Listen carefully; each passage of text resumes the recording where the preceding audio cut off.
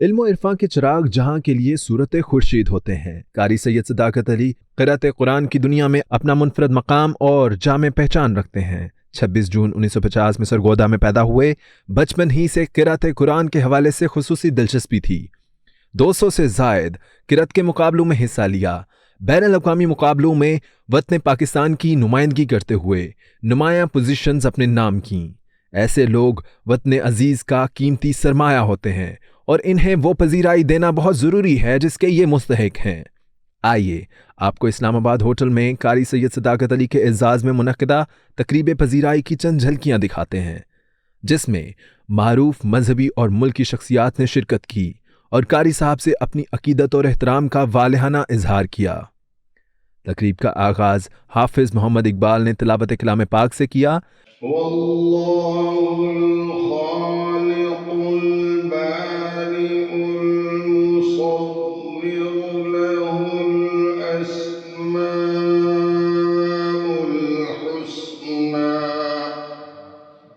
ملک کے معروف نعت خوان جناب نور محمد جلال نے نبی آخر الزمان صلی اللہ علیہ وآلہ وسلم کی شان میں گلہائے عقیدت پیش کیے۔ باج مربی او کسے نہیں جیل دی ات گجی رمز اندر دی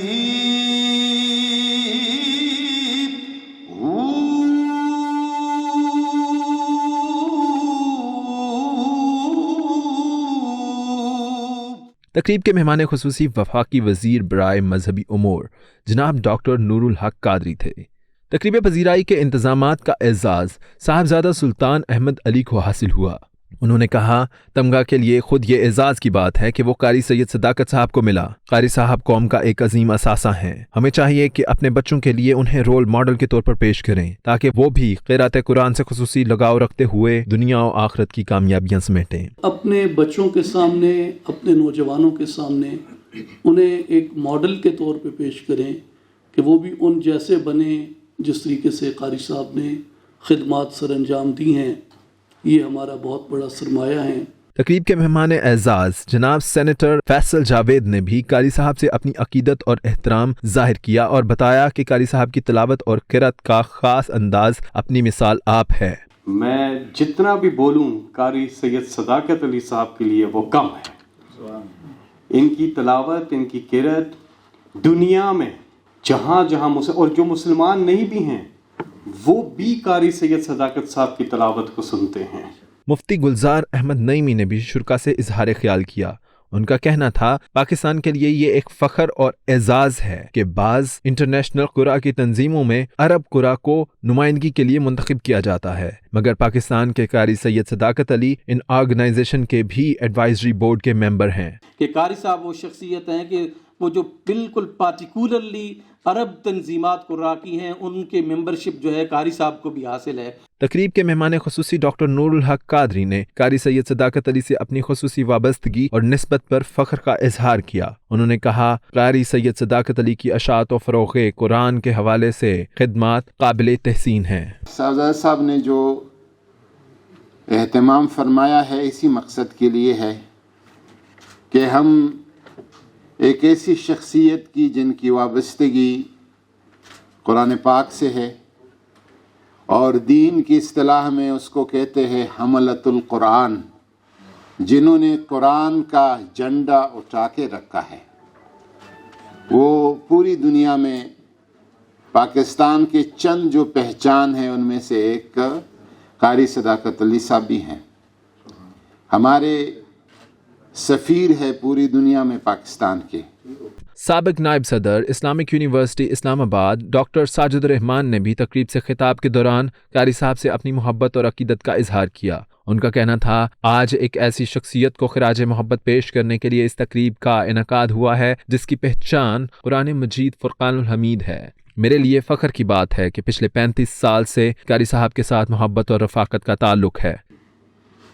کہ آج ایک ایسی شخصیت کو خراج محبت پیش کرنے کے لیے اس تقریب کا انعقاد ہو رہا ہے کہ جس کی پہچان قرآن مجید فرقان الحمید ہے۔ تقریب کے آخر پر قاری سید صداقت علی نے حاضرین و مقررین کا اس پذیرائی، محبت اور عقیدت کے اظہار پر خصوصی شکریہ ادا کیا اور شرکا میں موجود اہل فکر کو بین الاقوامی فورمز پر مقابلہ قرأت کے انعقاد کی تجویز بھی پیش کی اور اس کی اہمیت کا احساس بھی دلایا، اور مزید کہا تجوید اور قرأت کے خاص معیار تک پہنچنے سے پہلے جامعات اور مدارس کے کسی طالب علم کو ڈگری نہ دی جائے۔ مجھے امید ہے کہ پیر صاحب کی موجودگی میں انشاءاللہ العزیز یہ کام جو آج تک نہیں ہوا وہ بھی انشاءاللہ العزیز اپنے پایہ تکمیل تک پہنچے گا۔ میں اسی کے ساتھ اجازت چاہوں گا۔ اللہ تبارک و تعالی ہم سب کا حامی ناصر ہو، اور سعادت صاحب میں آپ کا پھر مشکور ہوں سلطان احمد صاحب کا کہ آپ نے قرآن پاک کی پذیرائی کے لیے اس محفل کو سجایا۔ السلام علیکم ورحمۃ اللہ وبرکاتہ۔ تقریب کے اختتام پر شرکا نے خلیج نیوز سے خصوصی تاثرات بیان کیے۔ اللہ رب العالمین نے ان کو اپنی آواز کے استعمال کے لیے قرآن مجید فرقان الحمید سے نوازا ہے، اور یہ وہ آواز ہے کہ جو اس وقت صرف پاکستان میں نہیں، شرق اور غرب میں ہر قسم کے فاصلوں کو مٹا کر اللہ کے کلام کے ساتھ گونج رہی ہے۔ بعض جگہوں پہ اکثر ہم سے سوال کیا جاتا ہے کہ پاکستانیوں میں قرآن کریم اس انداز میں پڑھنے کا ذوق ہے یا نہیں، یا اس انداز میں پڑھا جاتا ہے یا نہیں جیسے عرب دنیا میں پڑھا جاتا ہے۔ تو الحمدللہ اگر ہم قاری صاحب کا نام لیں یا قاری صاحب کی تلاوت ان کو سنائیں تو یقیناً وہ کہتے ہیں کہ واقعتاً انہوں نے پڑھنے کا حق ادا کیا ہے۔ یہ ہمیں چاہیے کہ اپنی اولاد کو، اپنی آئندہ نسلوں کو ہم قرآن کی طرف لے کے آئیں، اور میں امید کرتا ہوں کہ اس طرح کی کاوشیں اگر حکومتیں کریں اور اس طرح کے لوگوں کی حوصلہ افزائی کریں تو اس سے یہ ہنر بھی فروغ پائے گا اور لوگوں کے اندر ایمان بھی فروغ پائے گا۔